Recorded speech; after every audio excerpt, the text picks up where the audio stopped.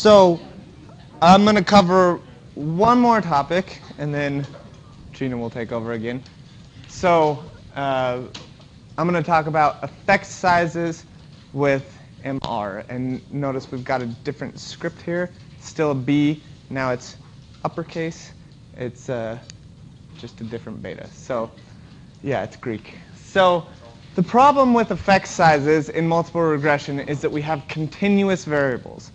And with continuous variables, it's hard to calculate an effect size because you don't have one state versus another. Okay, so you might have a treatment and control group in ANOVA. You could have that with regression too, and you could calculate the effect size for your treatment group easily with that dummy variable that you would create. But when you have a continuous variable, it's hard to come up with an effect size for it because you don't have those two distinct states. Okay? So there's no real easy way to do it, unfortunately. Beta, standardized beta, is one effect size. And it's come under some criticism, which we'll talk about in a little bit. But it's one we're going to talk about today. So it's very similar to unstandardized beta, except it's standardized. So instead of calling it an unstandardized partial regression coefficient, we'll call it a standardized partial regression coefficient.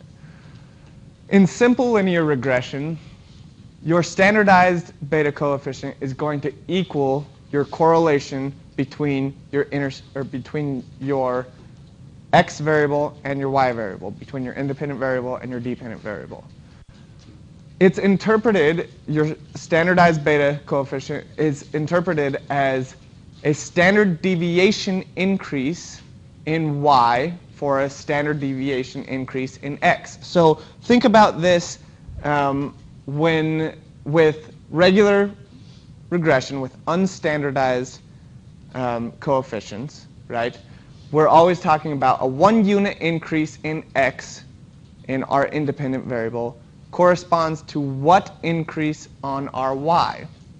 Well, with standardized coefficients, everything is standardized. So your outcome variable is now on a standardized scale, and your independent variable is now on a standardized scale. So a 1 unit increase is going to correspond with a 1 standard deviation increase. Okay, so looking at standardized beta, you would say a 1 standard deviation increase on my x variable corresponds to what standard deviation increase or decrease on my outcome variable, on my dependent variable. Okay? When you have multiple predictors in the model, so for multiple regression versus simple linear regression, your betas, your standardized betas, are almost always going to be smaller than they will in simple linear regression. Because in simple linear regression, your standardized beta is the same thing as your correlation, right, between your independent and dependent variable. But with multiple regression, you've got that overlap in variance, that multicollinearity. Okay? So because you'll be looking at the effect of one predictor holding constant the other predictors, then that means that standardized beta is going to be smaller. Okay? Most of the time. Not always. Most of the time. When there's more multicollinearity, the differences between your correlation and beta, standardized beta, are going to be bigger. The more multicollinearity, the bigger the differences. Okay?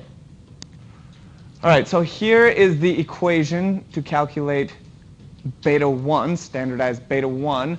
Notice it's standardized beta for yn1 given our second variable.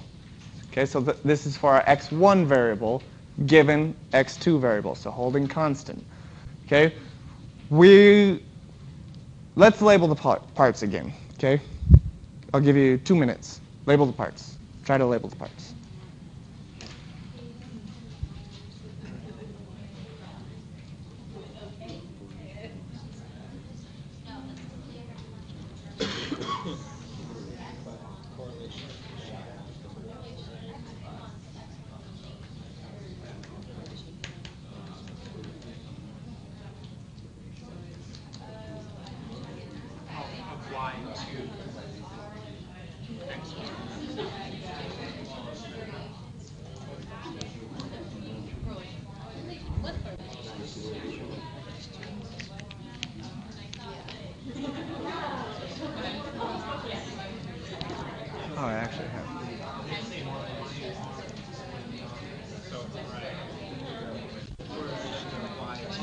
the correlation between y and x1.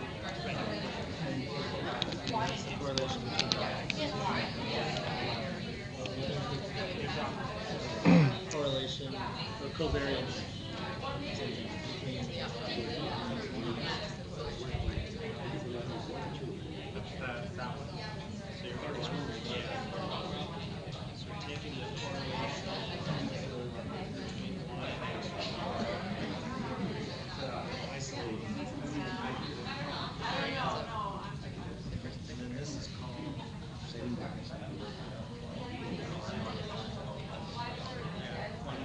Okay, we ready? Give me a thumbs up if you're ready, thumbs down if you're not ready.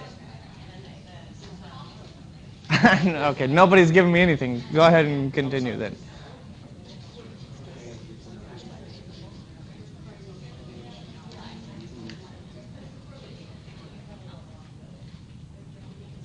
Okay, now we ready? It's getting quiet, so. All right. Okay, so I realized after I told you to label the parts that I forgot to introduce the notation, but it's the same notation as was used before. So it's here, well, I did kind of say this. Y1 given 2. So here it's the same thing. R, little r, means correlation, right? So this is the correlation between y, our outcome variable, and 1, our first predictor variable, x1. Okay? Does that help people?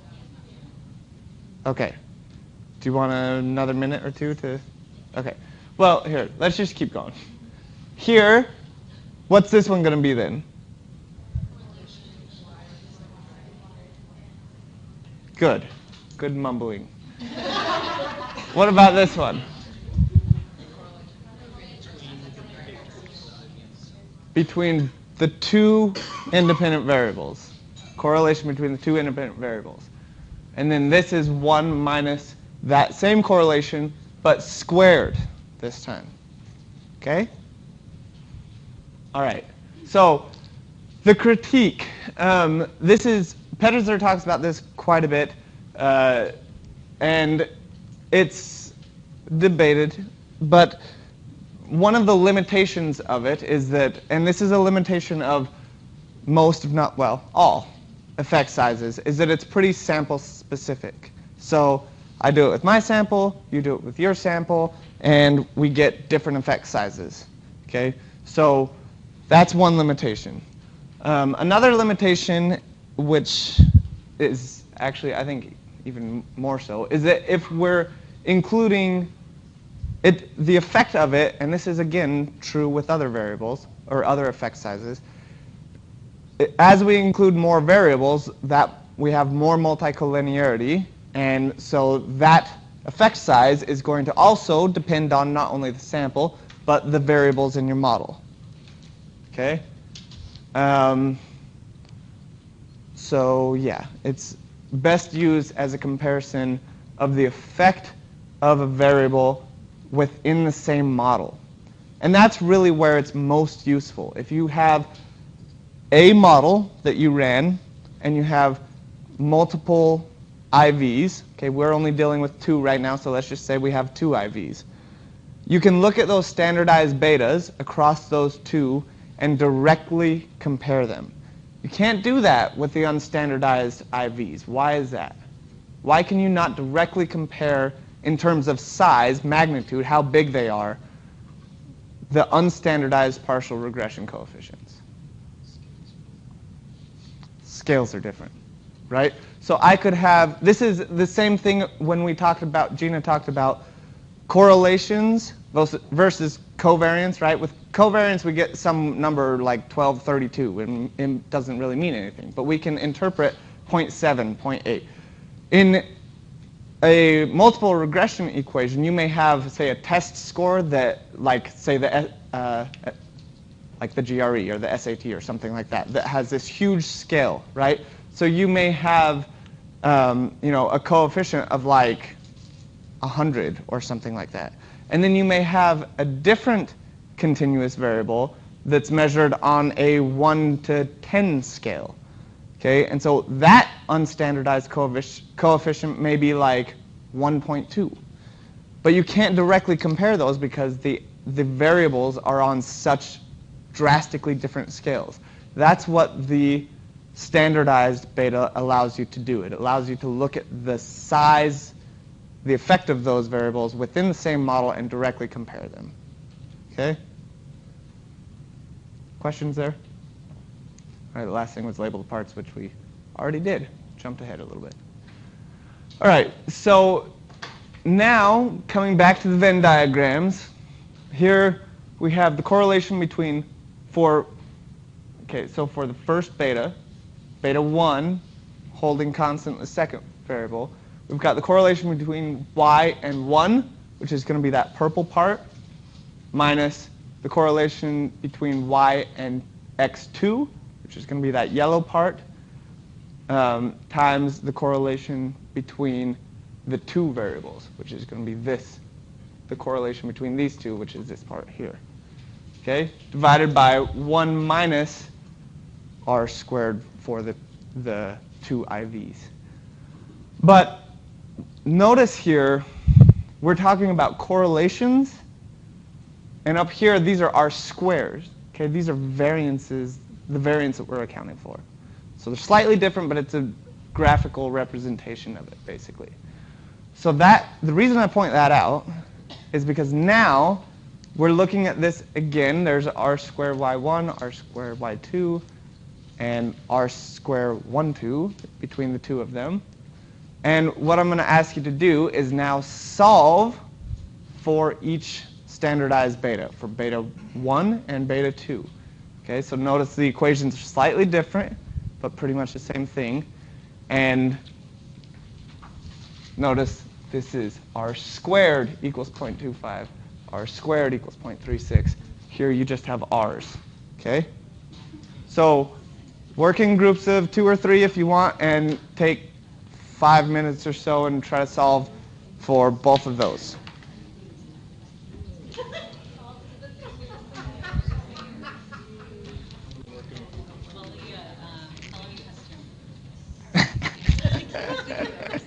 That's pretty good.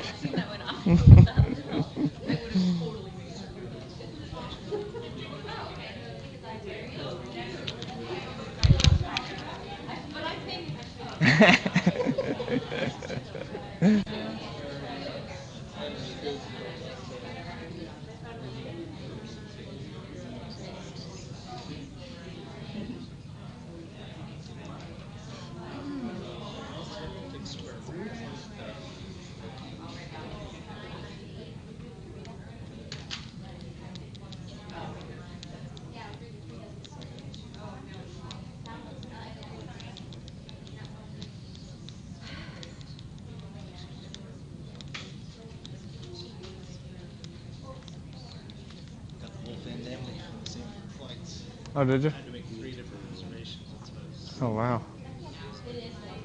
One to get a companion fare, one to get used miles, and then the other two. Crazy. Are you all sitting together, though?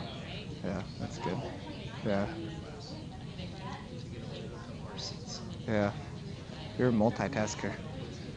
Booking flights to Hawaii during break. For months. Yeah. The house had to be behind us. That was the big. Oh, yeah. And then we had to not need a room. Yeah. That's cool, though. That'll be fun. How long are you guys going to be out there for? Oh, yeah. It'll be awesome. Including Christmas Day. So no, Yeah. I haven't been a part of the family near Christmas Day ever. That'll be good. Family was just my family. Christmas should be just my family. Yeah. We've done that a couple times, actually.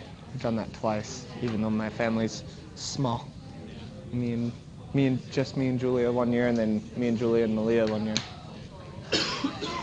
Last year, I guess. Yeah. 15 years ago. Yeah. It's pretty easy for me to do it because my family's all over the place, and there's other grandkids and stuff. So. Yeah. You guys got it figured out? Did you have to take the square root of that to get this one though? Good. Oh, you did it?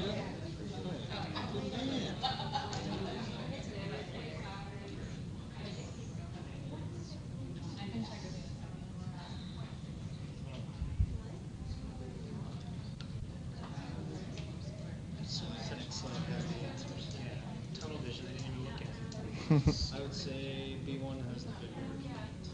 No. You'd be wrong. Thought it was 0.1.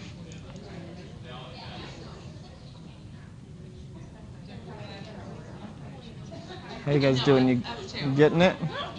Well, I was trying to do it with algebra. No, I mostly struggling with my phone's scientific calculation. Oh, I had the zero. I got a second.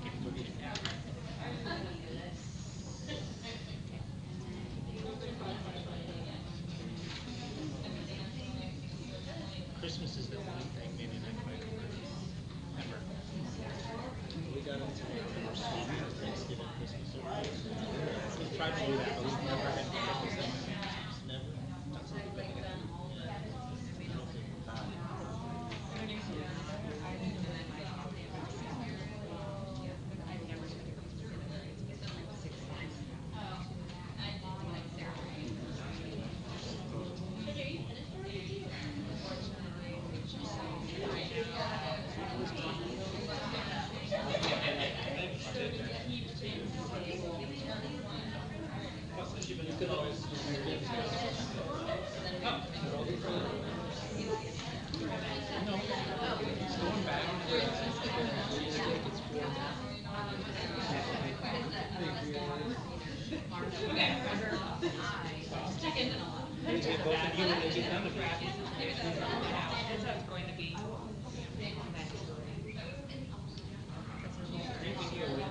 All right, so let's go ahead and move on. Which one has the bigger effect? Somebody tell me. B2, what is it? What is the effect of B2? 0.56. Is that what everybody got? Okay. What was the effect of B1? Beta 1. 0.06. There we are. 0.06 and 0.56. So these are obviously, well, not obviously, but based on the graphic, it looks like they share about the same amount of variance. But once we put the, which is arbitrary, obviously, but once we put those numbers in there, then we get very different results. Okay, and this is where it gets really important, is because those unstandardized, you can't look at those and try to make meaningful comparisons in terms of the size of them. You have to look at the standardized betas. Okay? All right, so back to this table that we were at before. Now we're going to try some more practice. Standardized beta coefficients are right here. Standardized coefficients, beta. Okay? So I want you to do each of these three things. I want you to interpret this standardized beta, what it actually means for model 1. And then I want you to tell me which has the bigger effect in model 2. And tell me how do the effects for each predictor change from the simple linear regression model to the multiple regression model. Okay? So just write those things down.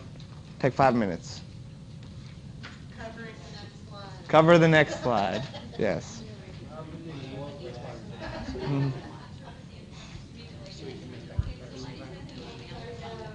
So the effect size for model 1, which is 0.8. So what does that mean? What does that mean? That means so the slope, yeah, so relationship is negative. API goes up, percent mils goes down. Ours percent free mils goes up, API goes down. Yeah. But by how much? But every one that API goes, Every one what? every 1 point.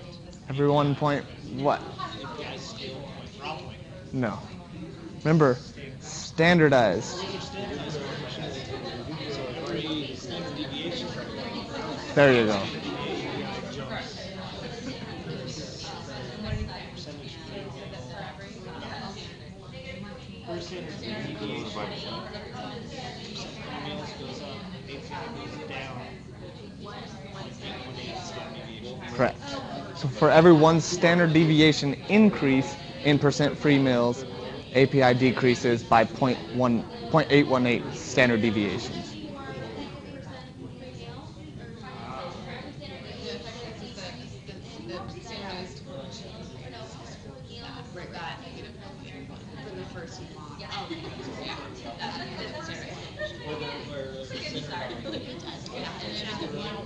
You need to take your time with those first ones. Yeah. Because like they're all like, yeah, I get it, I get it. Yeah, Then we get it. I know. I noticed that too.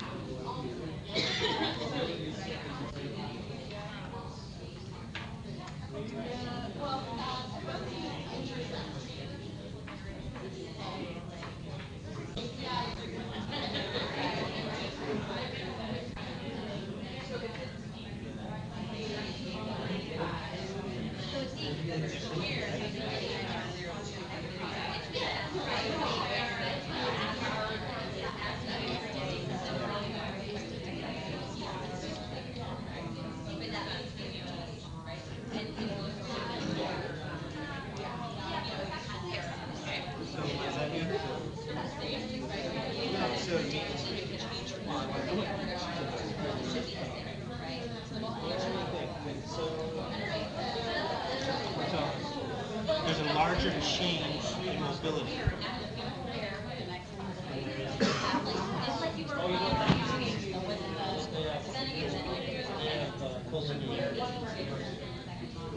This thing is describing more variance.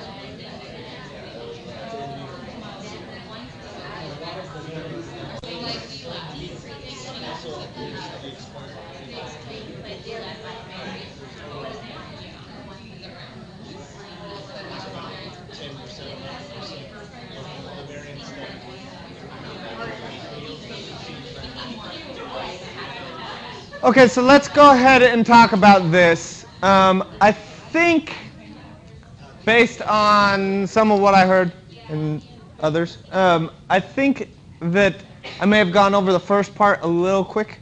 So we're going to really harp on this for a minute, all right? Number one, interpret the effect size for model 1. So we're looking at this value. Who feels confident they know what that value means? Okay, what is it? For each increase or for each standard deviation increase in percent free meals, there is a 0.82 standard deviation decrease in the API. Perfect. Did everybody hear that? So when you're looking at these standardized beta coefficients, everything is on a standardized scale. So you're interpreting everything relative to standard deviations. So one way to think about this is if before you entered any variables into the model, you took your independent variable and you z-scored it, right? So as a mean of 0 and a standard deviation of 1. Then you did the same thing with your outcome variable, mean of 0, standard deviation of 1. Z-score everything, right? Then enter those predictors into the model. A 1-unit increase is going to correspond to what? A 1 standard deviation increase, okay? So always these are I mean your unstandardized now, right? If you z-scored everything, your unstandardized coefficients would be the same thing as your standardized coefficients. That's one way of thinking of it. Okay? If that confuses you, forget I said any of that. So basically, though, this just means everything is on a standardized scale. So when you're looking at your unstandardized, you're talking about a 1 unit increase on whatever your x variable is. With your standardized variable, you're talking standardized beta, you're talking about a 1 standard deviation increase on that x variable. And how that corresponds to blank standard deviation increase or decrease on your dependent variable. Okay, so everything is interpreted relative to standard deviations instead of the raw scale units. Okay? Anybody have questions about that? It's really, really important. So that's what it is. All right. So which predictor has the bigger effect in Model 2? So now we're just looking at Model 2. Which one has the bigger effect? Percent free meals. Why? Why? It's bigger, right? Really hard. So that seems trivial in some ways, and in this case, these numbers, you could look at those numbers and think that this is the case, that percent free meals has the larger effect, but you can't actually know because they're on different scales. Okay? It could very easily, and in fact it does very frequently, occur where this variable will be larger. This unstandardized coefficient will be larger, but have the smaller effect once everything is put on the same scale. Okay? So that's why these are important to look at. Okay? And then the third one, how do the effects for each predictor change from the simple linear regression model to the multiple regression model? Somebody raise their hand and tell me, please.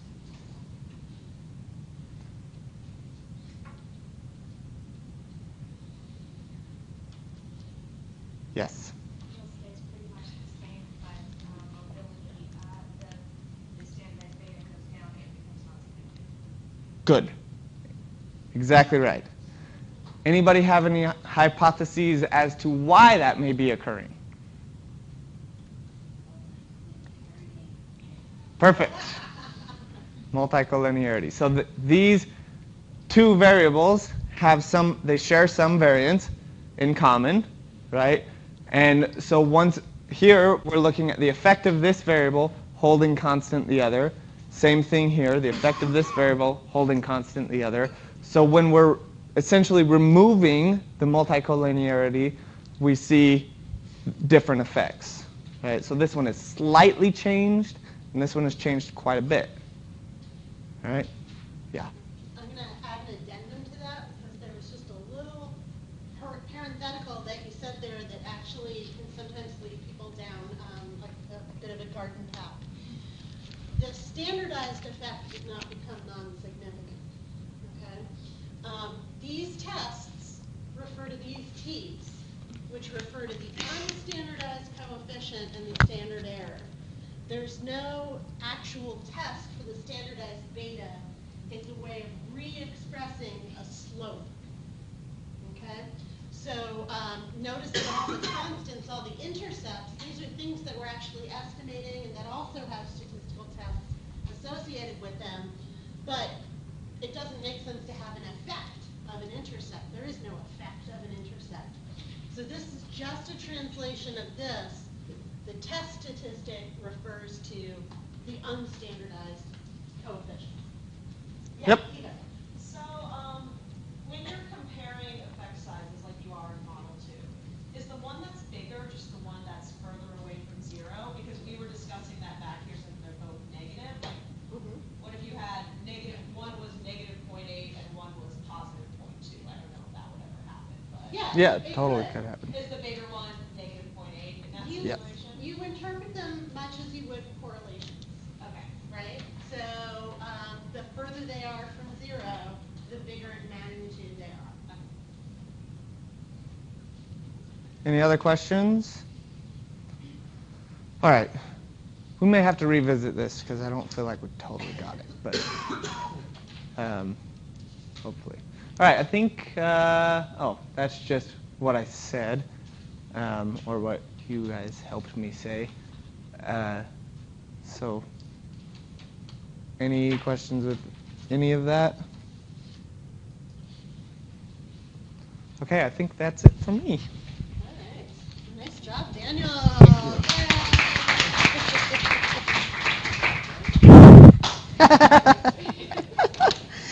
Yeah, well, Daniel was very brave taking on so much for his first lecture attempt in here, so we'll have to find ways to torture Lina equally next time.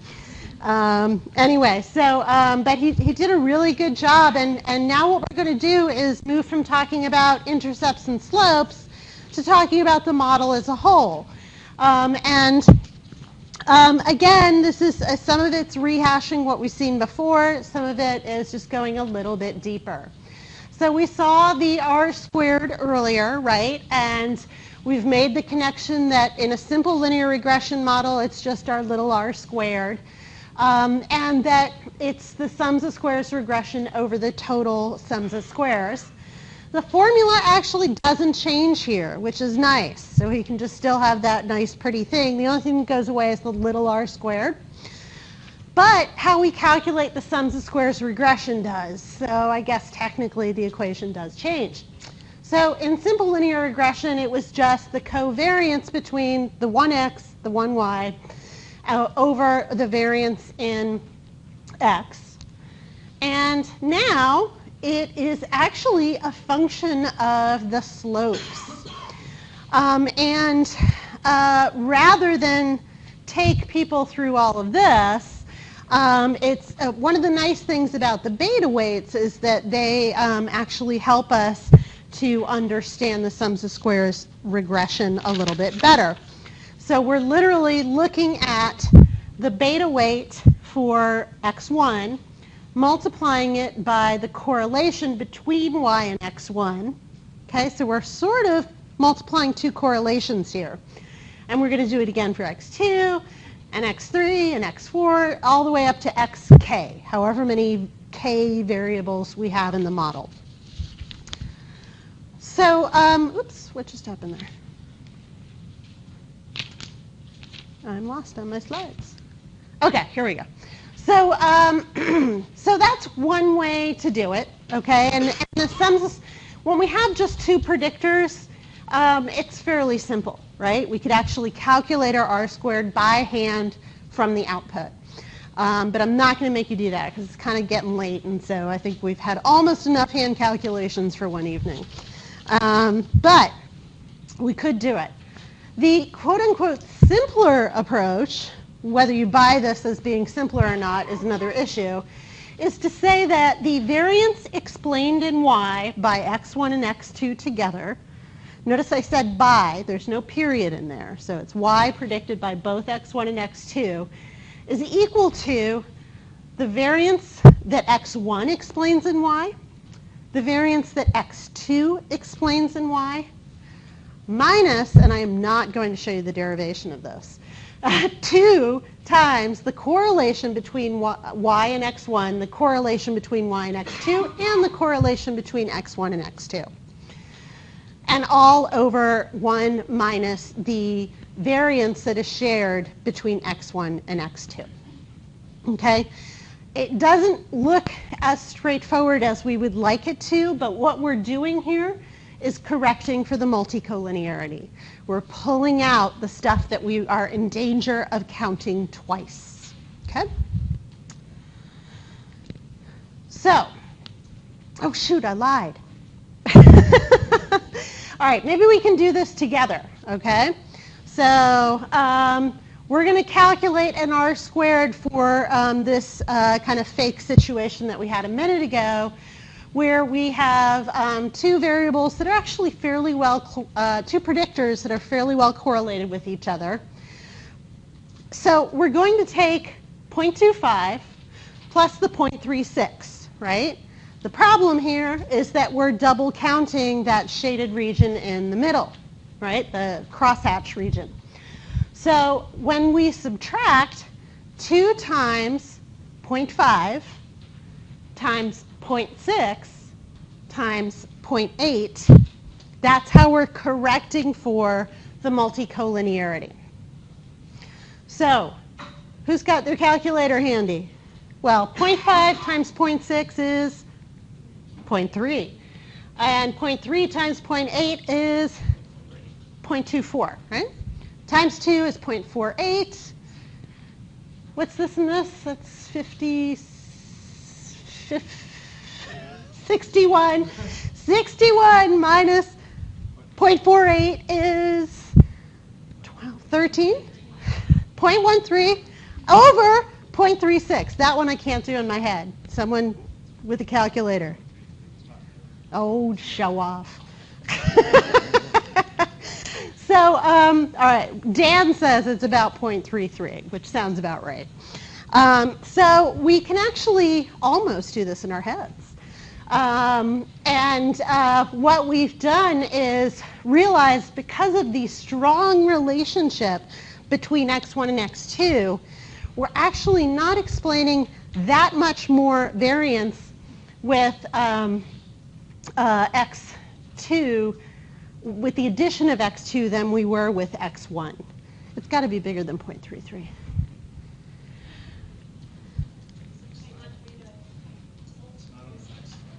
No, it's not. It should be it's what? 0.361. So actually, if I'd entered this one first and then added that one, it would be like, well, what'd I put it in there for? Okay, so it's only 0.361 altogether as a group. Okay?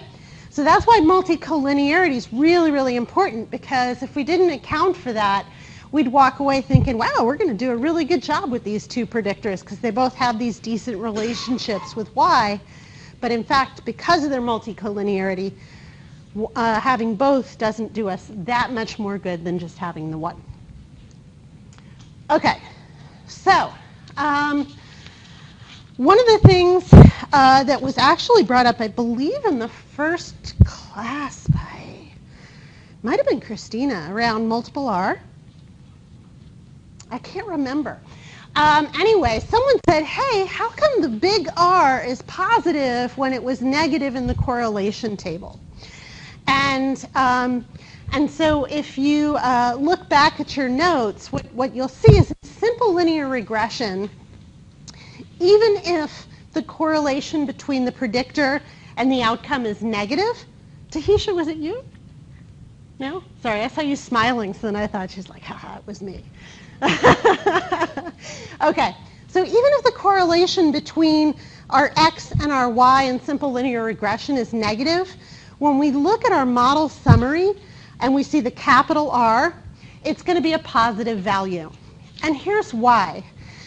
Because when we're running regression, the way that SPSS calculates that capital R, that multiple correlation coefficients, is it says, what's R squared? And then I'll take the square root of that. Literally, that's how it's calculated. So even though in simple linear regression, I could just square that correlation. Sorry, that's to get R squared. I could just look at the correlation. I'm going to have I'm going to have a positive sign on multiple R because of the way it's calculated. And that's because once we're in this land of truly multiple regression with more than one predictor, I have to take all of these different correlations into account and then take the square root in order to see what's the correlation of these x's with that y without counting multicollinearity. Okay? So it takes out the part that overlaps. So I can't just add my simple linear correlations in order to get multiple R. For the same reason, I can't just add my variances to get R squared. Okay? Does that make sense? Yeah? Okay. All right.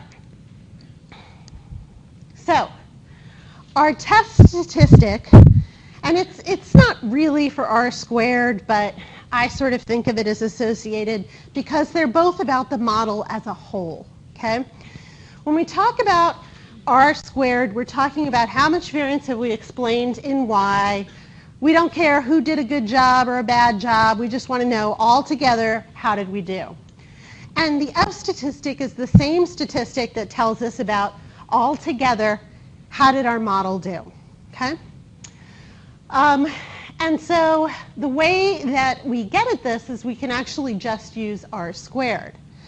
We take R squared and divide it by the number of predictors in the model. Okay, so remember we're penalizing ourselves based on how many predictors we had to kind of throw into the model to get an R squared. And then we're going to put it over the variance that is not explained in Y, which is also penalized by, actually corrected for the sample size, penalized based on the number of variables that we have in there. Okay?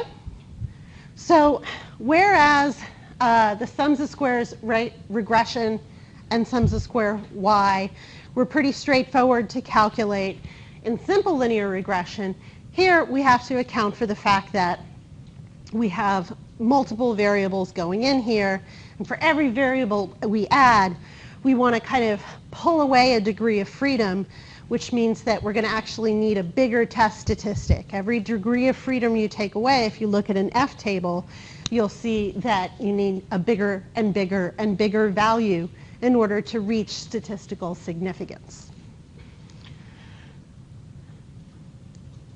And yeah, so these numbers also happen to correlate to or are the same as the degrees of freedom regression and the degrees of freedom residual. So essentially what we've done is we are putting the explained variance weighted by the number of predictors over the unexplained variance weighted by an adjusted sample size. As the explained variance goes up, so does F. Okay? So the better job we do at explaining Y, the more likely it is we'll be able to say this model as a whole is doing a good job. Now, if it takes us 1,000 predictors to get there, we might actually see our F get pretty small. Okay. So where is this in the results? Remember when Daniel showed you these tables, they were kind of blocked out saying we'll get to these later tonight. So here we are. Okay, so R squared, as you know, is reported in the summary table and represents the variance in Y explained by the model as a whole. So for our three models, we have an R squared of 0.67, an R squared of 0.67, and an R squared of 0.022. Okay? So what's in that second model? Is it the same model?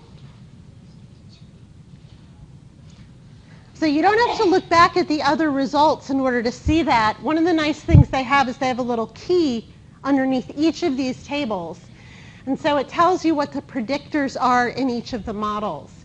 We have two predictors. We added mobility in that second model.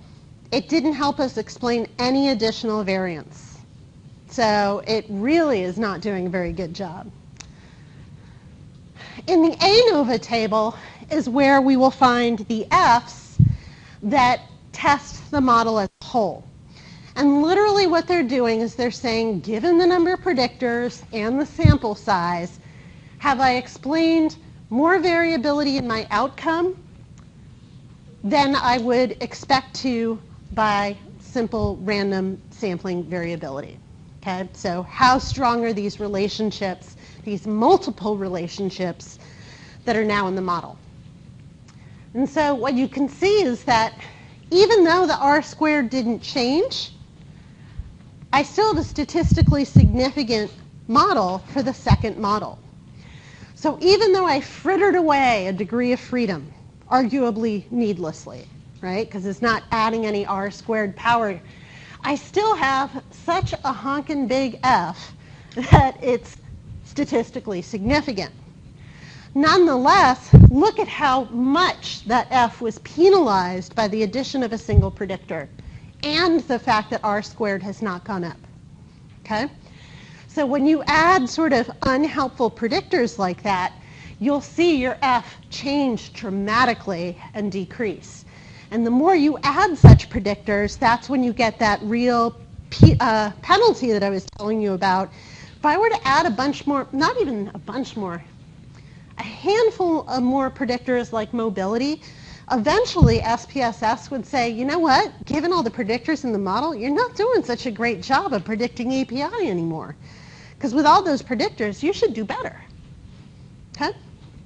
It doesn't actually talk to you. But that's what the F is telling you. Okay? That's what the test is telling you. Sorry, I totally anthropomorphized stats programs. And then in our last model, this is when we pull out % free meals. Now look at that F, right? And that's reflecting the fact that, hey, r squared is teeny weeny now, right? And so even the fact that I've only used up one predictor, I'm still kind of, you know, it is statistically significant, but it's largely so because we have such a big sample right now. We have a lot of power because the sample's so big. If we had a smaller sample, we might actually see that with this exact same relationship, our F is not big enough. Okay. Oh, and so then the last thing that I kind of wanted to connect this to is the omnibus test that you guys learned about in your ANOVA class, right? Who's on the bus, right? So that's what you have to think about when you look at F, okay? It's not a test of what you've added to the model or what you've removed in the model. It's who's on the bus. And I can see who's on the bus with this table right here. In the first case, it's % free meals. In the second case, it's free meals in first year in school. And in the last case, it is first year in school. Okay? I don't know why I'm so breathless. Can we open that window again? Sorry, I just get like a furnace when I'm teaching. Okay, so that leads us to our second effect size that we can look at to try and understand the effects of our continuous predictors and how they perhaps compare to each other. Delta r squared, which is what that triangle, that's delta, means change in r squared, literally. And we can also think of it, depending on how we build our models. Tonight I've made it so it is this, as the unique variance explained by the addition of a predictor. So it's the change in variance that we explain between two models, and when the models are not the same. We have to at least add something or take something away, otherwise we're comparing something to itself. Change in r squared will be 0. So depending on how we build our models, and we'll talk about more alternatives again in a couple weeks, we can consider it the unique variance accounted for by a predictor or set of predictors. The way we're looking at it tonight, it is in fact that. It's the unique variance accounted for by a predictor. So by hand, the way we would do this is we would say, what's the r squared for, and it's called the full model, but it's really just the model with the most predictors, okay? Minus the r squared for the simple model, and this is just shorthand that we use in textbooks, but what that really means is the one that has fewer predictors, okay? Because this one will be bigger and that one will be smaller, and that's how I'll get my change in r squared that's associated with whatever is different between these two models, okay?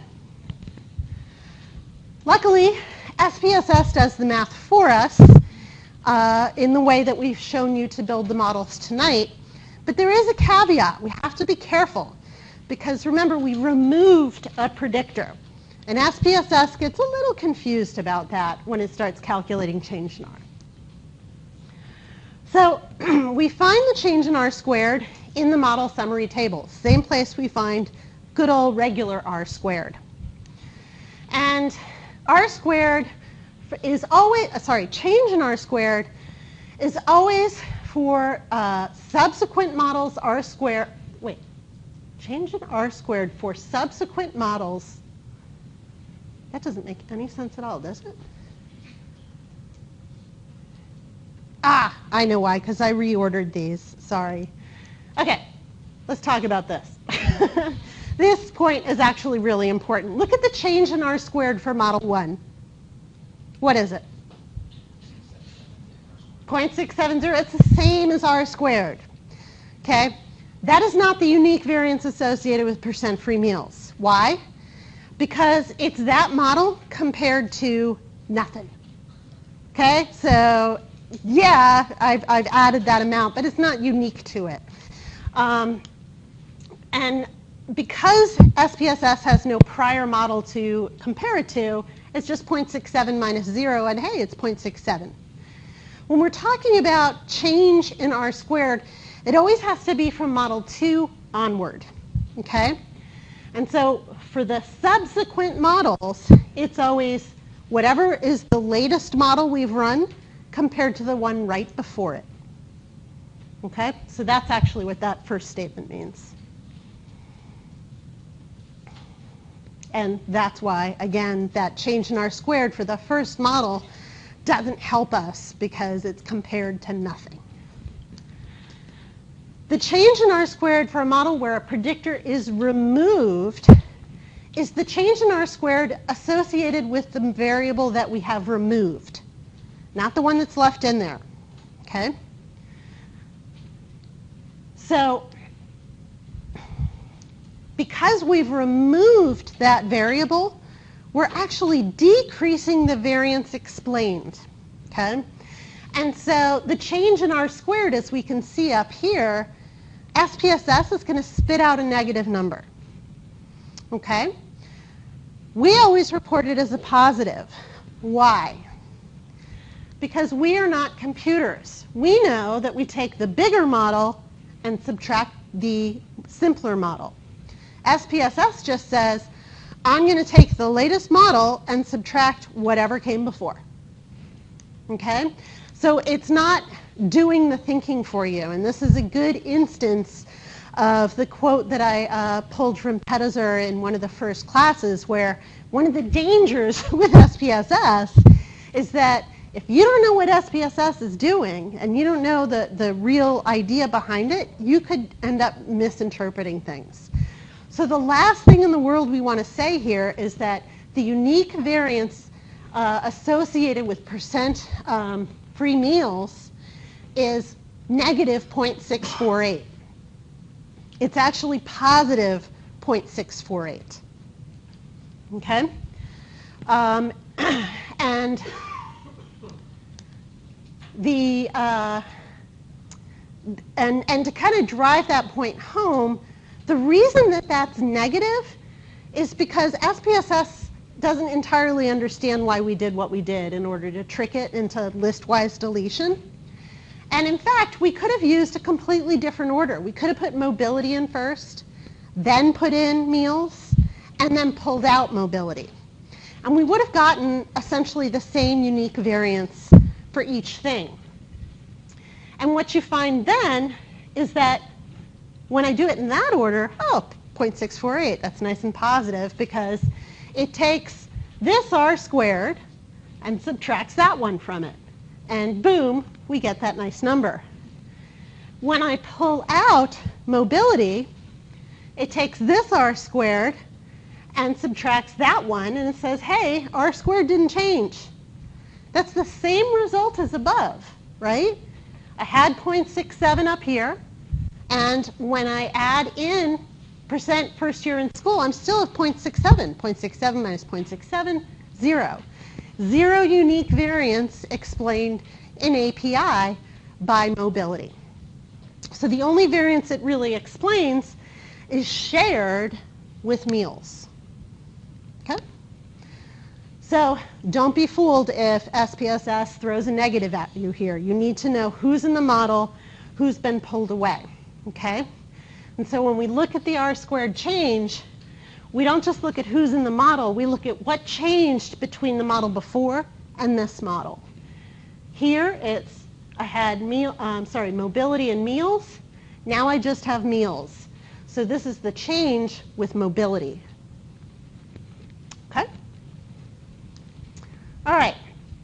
So just to drive it home, and again, we're using kind of a standard Venn diagram here because I don't have a very good Venn diagram generator. I wish I did. That'd be kind of cool to actually represent the real proportions, but c'est la vie. So this is sort of illustrating both R squared and change in R squared for those three models. So for model 1, R squared, change in R squared is the same because there was nothing before. And that's why we ignore change in R squared for the first model. Model 2, all right, change in R squared kind of goes back to zero balance. This stays this way. We've added mobility, and the change in R squared is this new piece that just came in. Okay? In model 3, change in R squared again. Balance goes back to 0. And we pull away the unique variance associated with meals. And that is the change in R squared. This is back to that original example with the negative 0.648. Okay? And then just on your slides, so you understand why there's an extra, I believe model 3 was I wanted to have one where the shading actually represented what went on with model 3 versus kind of being an artifact of my animations. So you can cross out the previous model 3 because it just looks that way because of my animations. I'll say that again. Slide 198, cross it out. Sans animations, it should look like this. Okay? All right, so we are now going to transition to lab. So if your computer is dead for the night, pair up with someone who has a live computer. And we're going to keep working with API 2000. Before we do, I just want to remind folks that you should be checking in sometime in the next couple weeks with myself, Lina, or Daniel regarding the article that you want to critique for your final assignment. Kind of easy to let that slip off the radar, but we just want to make sure, again, that you choose something that's really going to set you up for something that's very meaningful to you for the final assignment. Can I send that to you, or do you want to get together? You can send the PDF ahead of time, but we do want you to meet with us because we want to go through it with you, so you can also kind of see just how we're judging whether it's suitable or not, okay? So I'd suggest just bringing like one hard copy, but it's not required. Michael, did you have a question, or were you stretching, hon? All right. Okay, so let me explain Lab 3 before you get going. We are going to use LM API still. We are going to work with a new predictor, ELL, which represents the percentage of English language learners in a school.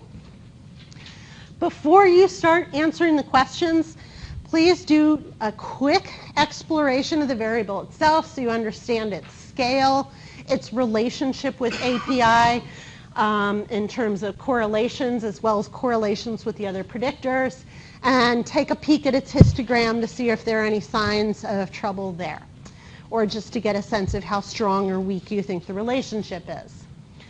Then what you're going to do is you're going to, replicating much what we did here using blocks, I want you to do a regression run where API is regressed on each of the predictors, ELL and meals, separately, as well as the two of them together, and answer each of these questions. There's a Word doc on the OBA site for you to fill your answers in. If you don't have internet access, you can just type it out and upload it after class. And basically, once you're done, you can go. but make sure you're done. Because we're going to debrief first thing next class, okay? So we're going to be floating around to help you. Please do not be shy about asking for help. Are there any questions about the lab? Okay.